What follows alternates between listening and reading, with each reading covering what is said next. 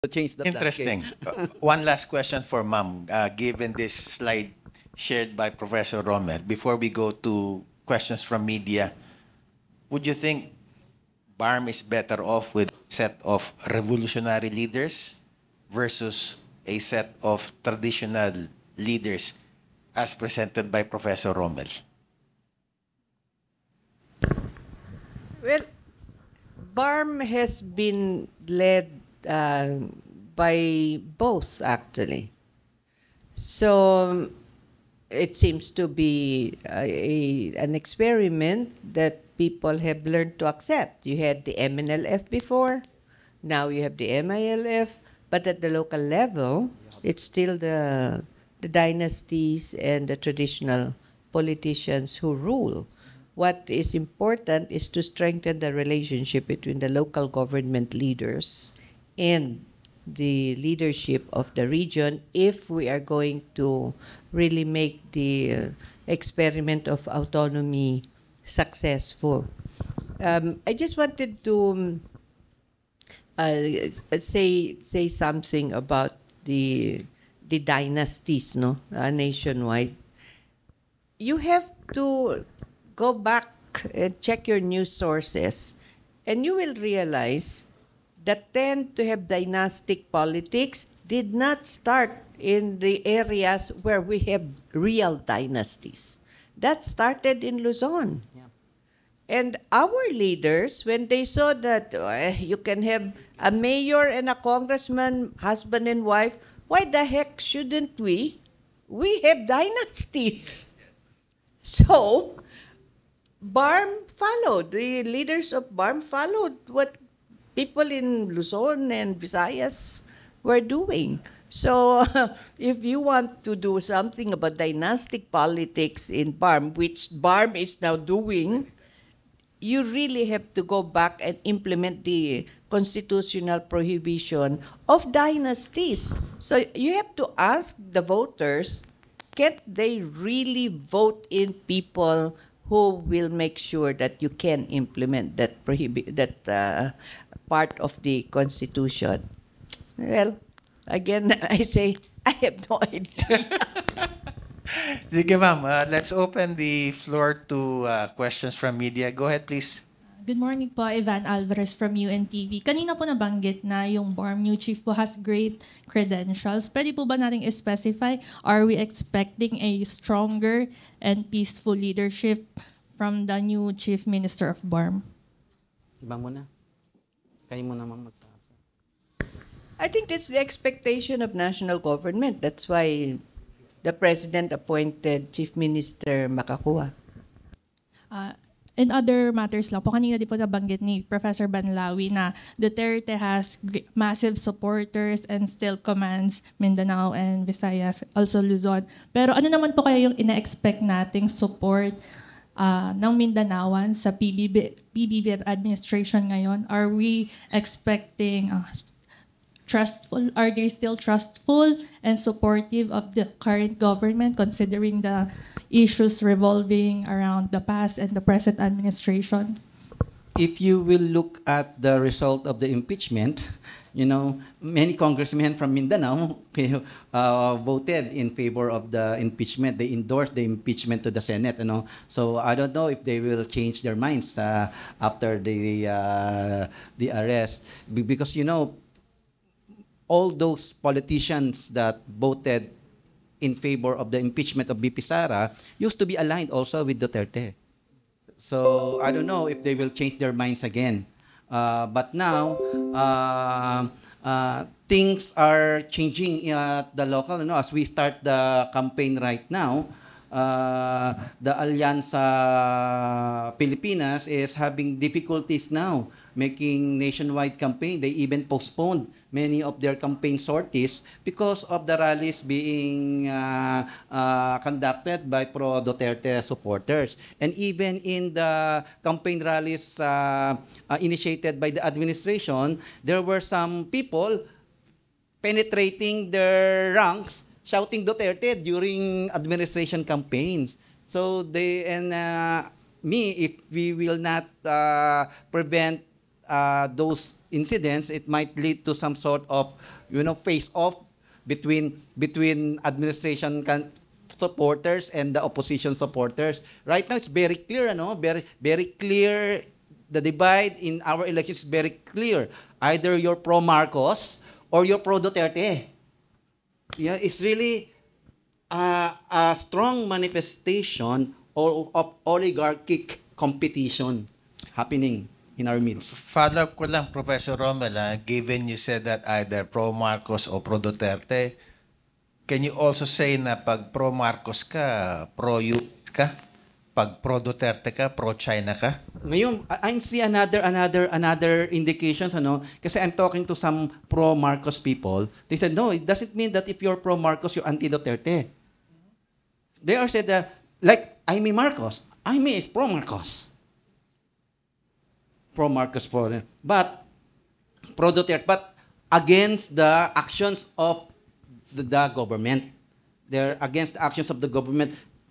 You will see that in the rallies in Europe, you will see supporters of Bongbong Marcos, but joining the rally, not because they are against Marcos, but because they are against the arrest of Duterte. Now they are being converted to become pro-Duterte.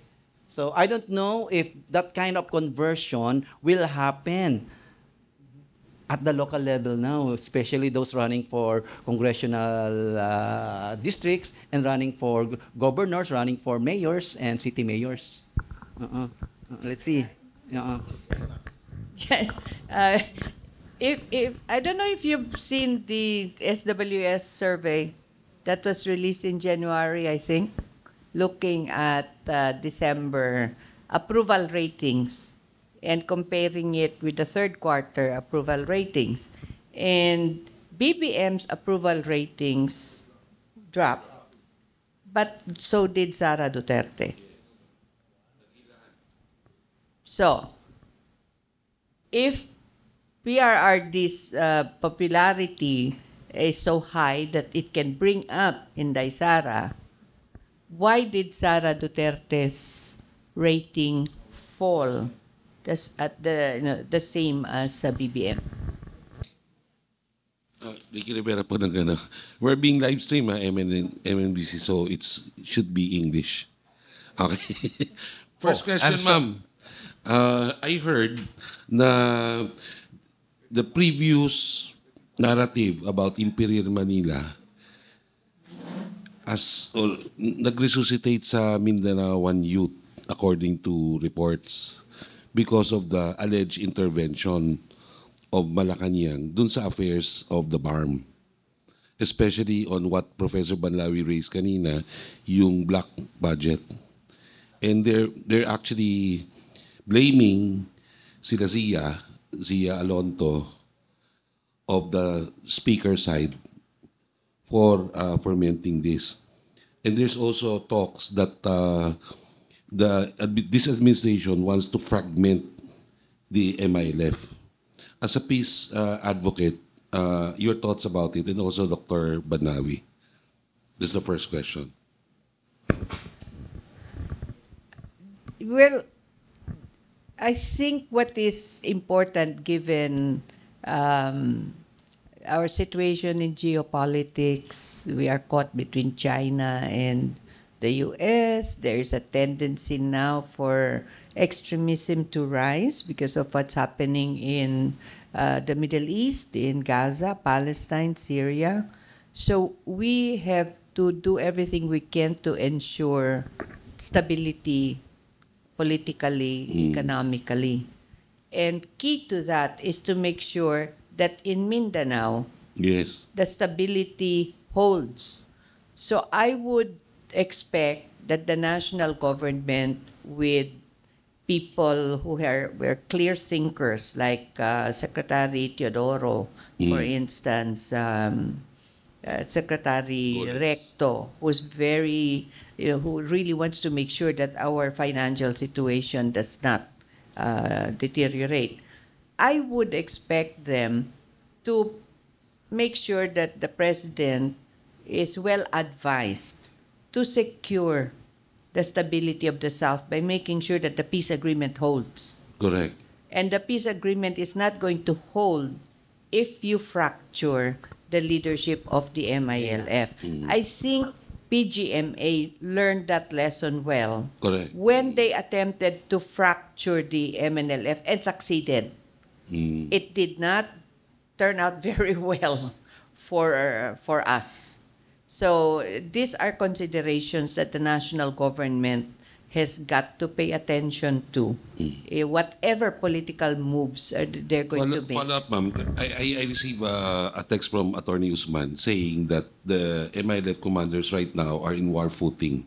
So do you expect conflict to break out after Eid al-Fitr?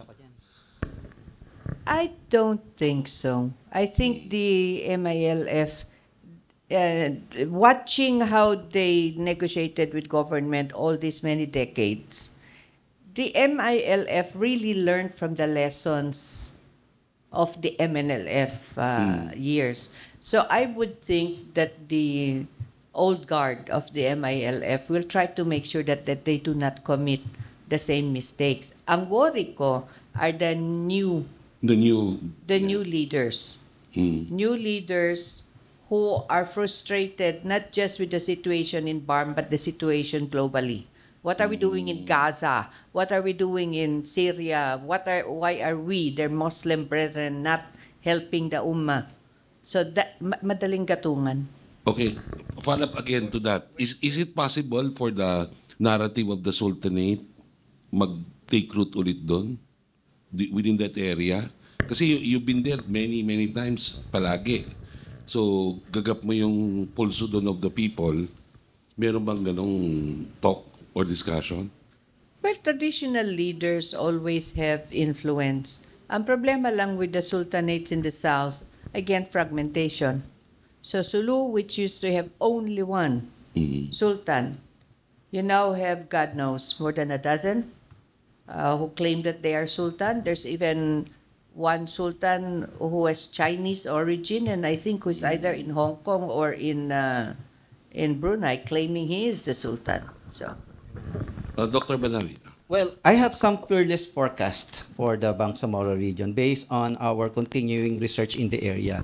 Number one incident is that community-based violence, or what we call RIDO, okay, can still undermine the holding of peaceful and orderly elections at the BARM. And what we're seeing right now, the violence occurring in the Bangsamoro is a continuation of this community-based violence, part of the RIDO. And then despite these armament programs, threats from non-state armed groups persist. Marami pa yan. And I will explain that later on kung bakit. And this is the danger raised by Richard earlier. BF involvement, the Bangsamoro Islamic Armed Forces, which is the military arm of the MILF, their involvement in local political dynamics can trigger electoral violence. That's why we need to prevent them from participating in any local political activities. And then incidents of kidnapping, harassment, and ambuscade can rise towards the midterm elections in May. And that's a challenge for Makakuwa, Interim Chief Minister Makakuwa, to prevent this to happen. And I see some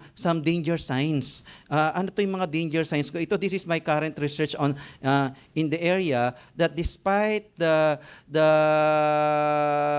peace agreement, we can still see threats of armed violence because of private armed groups still active in the whole Bangsamoro region. Just look at the slide, all over Bangsamoro region, active armed groups. So we have in Lanao del Sur, Basilan, Sulu, Tawi-Tawi, and we have in Maguindanao, the Northern Mindanao, Maguindanao del Norte, and Maguindanao del Sur. And some of these private armed groups, okay, were decommissioned MILF fight combatants. They were decommissioned, but, after that, they need to do something. Then they became bodyguards of some local politicians. And regarding decommissioning, there are still some problems, Still, 40 to 50% of the MLF armed forces have not been fully decommissioned. So we can see really a lot of danger signs. And what Ma'am Amina raised earlier about the rise of violent extremism again, I hope I hope that will not penetrate the Philippines again. Because, we're settling our problems. Violent extremism, this is my argument, ma'am, from the very start, is not indigenous. Okay? It's always foreign, foreign influence yan. We have our own fight. Our own fight is largely our fight for self-determination, our fight for social justice, our fight for good governance in the area. But violent extremism, it's always foreign intrusions or foreign influence. Yeah, I agree with that. But with regards to decommissioning, I've been following the developments on that. And I really gather that the MILF leadership had always had very serious misgivings about the pace and government actions on decommissioning. And I gathered that Minister Iqbal, MP Iqbal, had actually brought up the issue of the implementation of the government side, the national government's commitments on decommissioning. So it would be really good to know where we stand, because decommissioning has been brought up as one of the reasons why you need to make certain changes in BARM. Ito, attorney, I'd like to share this. Yeah, go ahead. The decommissioning. Look, we are now in the third phase of decommissioning process. But even at in the third phase, only 35% have been decommissioned. And then, doon mga na-commission, they were expecting that they will be given 1 million pesos each. Coming from the National government. not coming from the block grant. Well, presumably, dapat dun kukunin sa block grant yan. Yes. But they were expecting that each combatant will receive 1 million. Would you say, Professor Romer, pag sinabing decommission, this is the same as what was known in the army before, rebel returnee? No, they are... They're two different... meaning they will no longer fight. They will resume their normal civilian life. Oh. But they are not rebel returnee. They are iba kasi yung that's another program Yes. Rebel returnee program, and they have a program that for New People's Army and for the Abu Sayyaf group and even members of the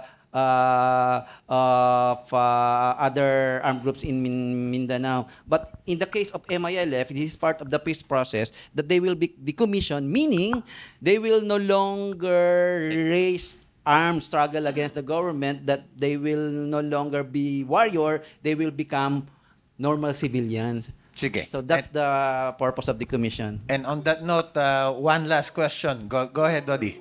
Questions. Hello, yeah. Is this just a speculation, or is just Malacanang hiding it to not disclose the real reason for the removal of Murad, who is known to be a close supporter of Duterte? Is that an issue in the removal of Murad, which Malacanang is trying to deny? And what about the possibility of imminent breakup of a breakaway group from the MILF because of this development? But I just want to be factual. The fact is that Murad did not support Bongbong Marcos during election. Okay, so that's the fact. And when I was during my earlier months at the National Security Council, I was nominated to be a Deputy National Security Advisor at that time under Pinoy. That's the first issue that we tackled, the MILF, the Bangsamoro transition government, and we recommended for the extension of their term because of some threat of violence. So to avoid that, so the president said, I cannot afford any violence during my early days, so they will extend it. But I think the president said, I think your time is up. It's time for others to lead. But going to that question, you said based on facts, you said that Murad did not support President Bongbong Marcos during the election. But did Makakua support President Bongbong Marcos? No, also, but No. I think the intention to remove Murad was accomplished, and they're giving what a benefit of the doubt for Makakuha, whether it can deliver the instruction of Malacanang. So there's no political agenda. There's no political agenda or reason whatsoever for the removal of Murad, and there's no possibility of imminent breakup of This is my analysis. breakaway group of the MLF because of this event. No. This is my analysis. I think on the part of Malacanang, they are not trusting Murad to deliver the votes for May. And they are expecting Makakuha to prove himself. By doing so, Okay. But that's only Sige. that's my Kapraso lang, wild guess. That's only my wild guess. But I have no evidence to prove that. But based on my curious analysis of the situation, I think that's part of the political deal for Makakuha to prove himself that he is worthy of being appointed as the last question. interim chief Brief. minister. What would it take for the people of Visayas and Mindanao to really understand the deeper issues behind the Duterte arrest and detention, more than the emotions and more than their personal or political loyalties to the president, for them to real a bigger, broader perspective on their responsibility and obligation also as Filipinos to the 20,000 or more so deaths from EJKs as commanded by Duterte? No comment ako dyan. Kasi It's all right. I think due to the interest of time, we wrap up our episode for today. Thank you, Ma'am Amina, for joining us. Thank you, Professor Rommel, for joining us. The event that happened in the Bangsamoro Transitional Authority, the replacement of Murad with Makakuha, goes beyond just Muslim politics or Mindanao politics.